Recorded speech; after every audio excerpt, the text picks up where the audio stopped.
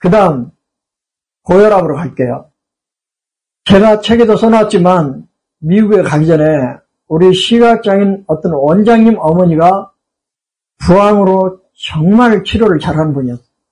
근데 그분이 고혈압 치료를 이렇게 잘한대. 궁금하잖아요. 어디에서 피 빼요? 그랬더니 거름류, 심유, 격수 이런 데서 뺀다 그러더라고요. 견갑 간부에서.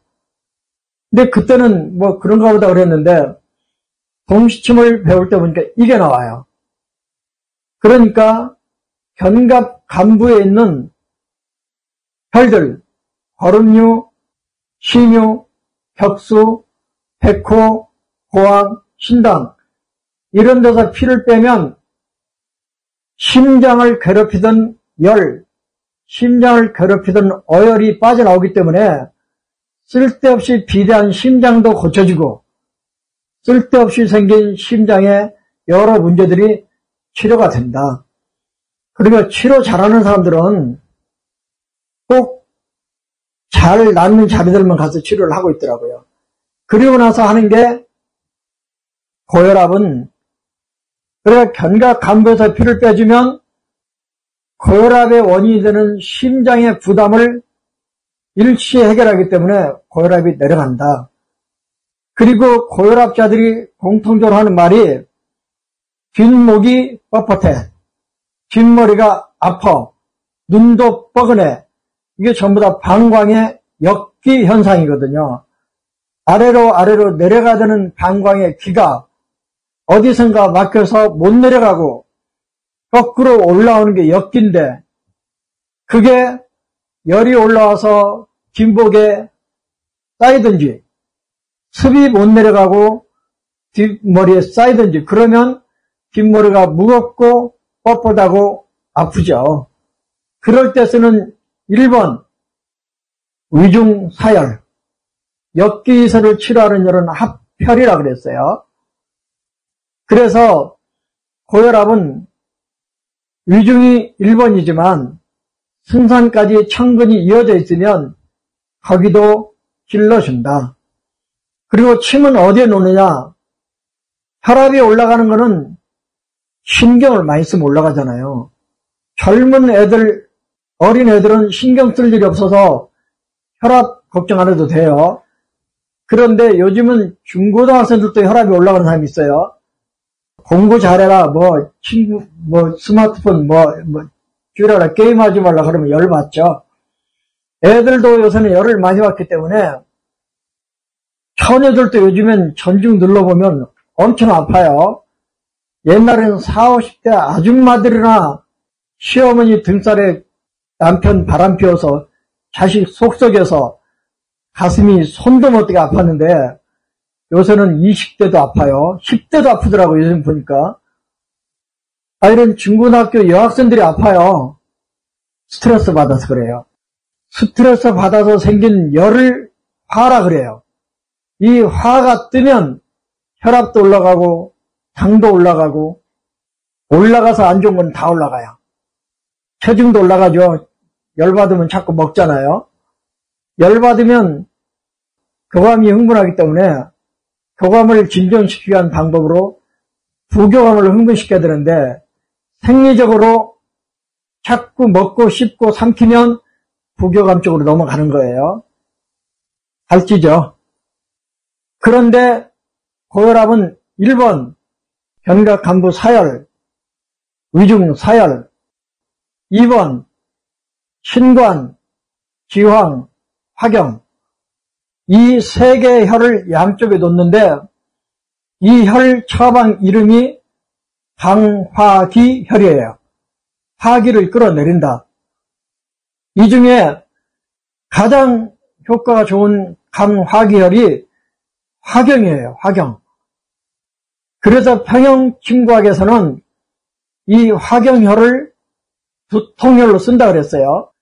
이 두통의 대부분이 열이 떠서 화가 떠서 생기는 증상이기 때문에 머리에서 가장 멀리 떨어진 화경이 끌어내리는 작용이 가장 강력한 거예요.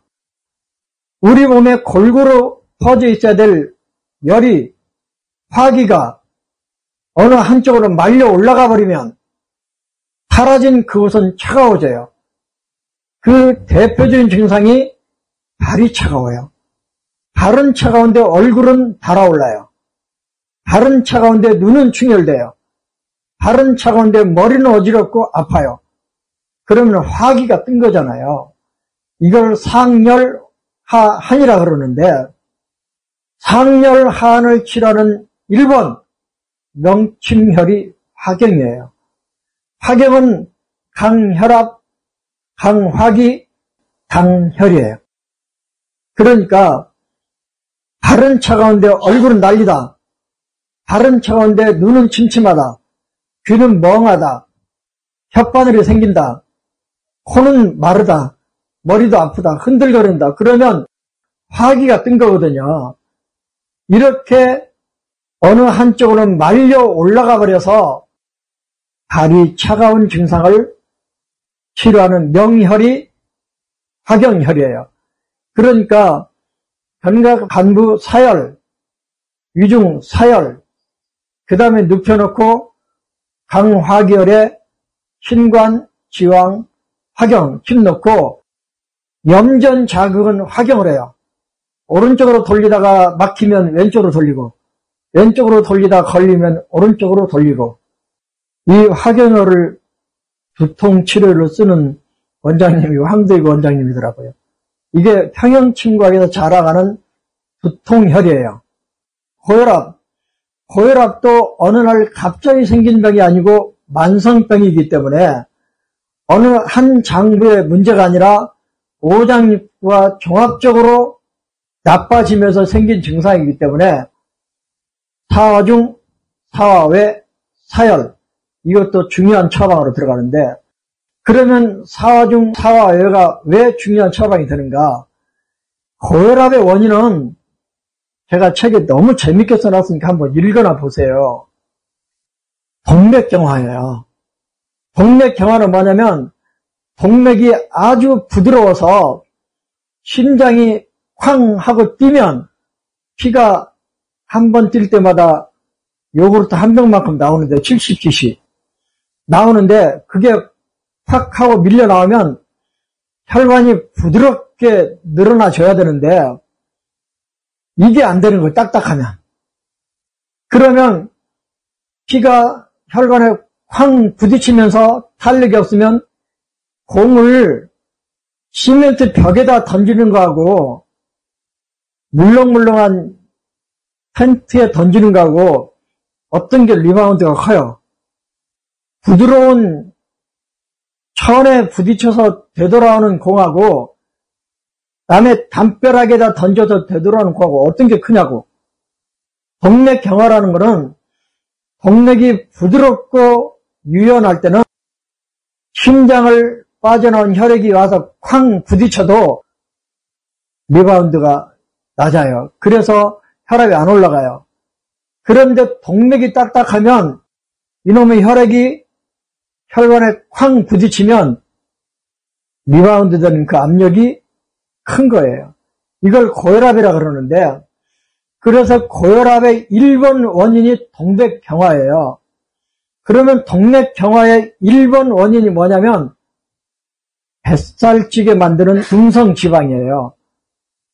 자기 뱃살 좀 만져보세요. 자기 뱃살이 두꺼워졌다는 뜻은 뱃살만 두꺼워진 게 아니고 혈관 벽을 이루고 있는 혈관 내벽도 두꺼워져 있다는 뜻이에요. 혈관 내벽이 두꺼워졌다는 뜻은 혈관 내벽에 쓸데없는 찌꺼기가 많이 끼었다는 뜻이에요. 주로 지방이죠. 복부에 쌓이는 지방이 혈관에도 쌓이는데 혈관에 지방이 쌓이면 혈관이 탄력성이 없어져요.